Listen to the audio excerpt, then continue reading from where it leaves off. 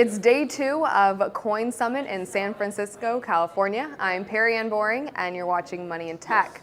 Today I'm joined with Ragnar Lifthrasir of AnArk.it, which is a Bitcoin trust-free escrow. Correct. Thanks for joining. Thank you. So please explain first how Bitcoins get stolen. Bitcoins get stolen because people trust their private key to someone else, whether it's an exchange or escrow service. And because they hold that private key, they can get hacked or the people can steal it themselves. And this is mostly done when someone is using Bitcoins as a currency to buy something online. Correct. Right. And so why are escrows needed when we're doing Bitcoin transactions? Because you're dealing with real property where someone has to receive it and you can't simply trust them to send it and it's the right product. Just like any traditional escrow, whether it's real estate or any other good or service that you exchange. And what makes AnArk.it trust-free? Well, we don't hold the private key, so it's impossible for us to steal it. You don't have to trust our integrity or our security, because what we do is take 3 different pieces and turn it into the private key. So at any one time, we only have 2 out of the 3 pieces, and you need 3.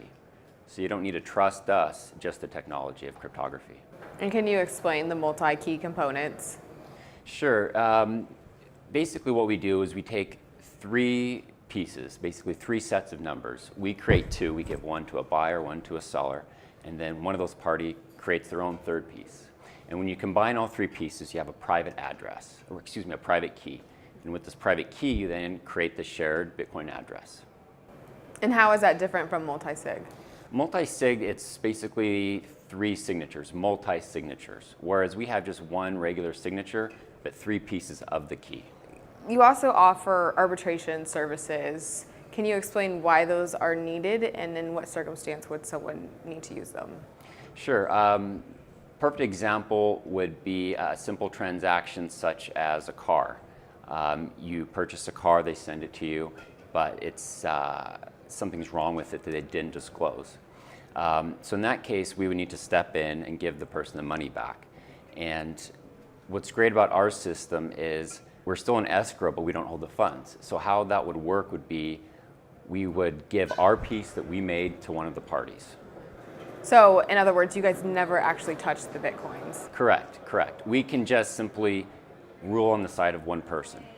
So they already have the 2 pieces they need. They just need that 3rd piece, which we can give them.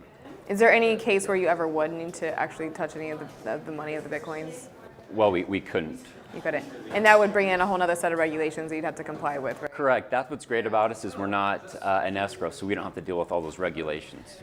Is there anything else about AnArk.it that you want to make sure people understand for people who haven't used the service before? What makes it different and useful? We're very user-friendly. And right now with multi-signature, your question about the difference is there's no wallet that you can use for multi-sig right now that's easy to use. With our system, you can use any wallet. All you have to do is import a private key. So that's a distinguishing feature, is that you could use any wallet with our service. The second thing I'd want to mention is we have 2 real estate listings. One's for 30,000 Bitcoins. So someone listed their Idaho property for 30,000, which is about 16 million today's rate.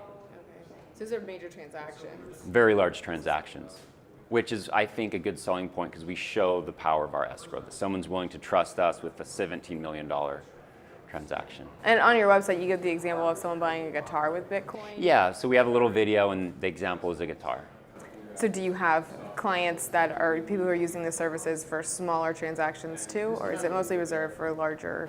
We're going after larger items, but we have someone selling we've got someone selling a GPS, someone a used printer. So any size transaction down to 10 cents. But we really see the value in large transactions, real estate especially. And when all did you launch? Last week. Just last week? It's been 7 days. Wow. And so what are your short-term and long-term goals with the company? Short-term goals is just to get the word out so people understand the technology and maybe someone else will copy it, which would be okay.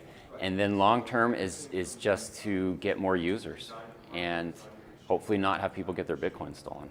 And we're here at the CoinSummit where there's a lot of investors here. Are you guys self-funded, or have you guys been supported by anybody else? We're self-funded right now. We're fortunately a pretty inexpensive business, but we've talked to a few people and we're just kind of seeing what's out there. And what are your thoughts of CoinSummit? How's it going? Oh, it's great. It's just been the top minds and interesting people and a good mix. So it's been one of the best ones I've been to. Kind of a smaller one, but best of the best. And what's been the most exciting thing you've seen so far? Probably Andreas Antonopoulos. Oh, really? And what did he talk about? He just stirred the pot like he always does. Yeah, absolutely. And he gave an opinion that other people don't give. I think a problem in the Bitcoin world is we all don't disagree enough, and we tend to tell each other what we all think.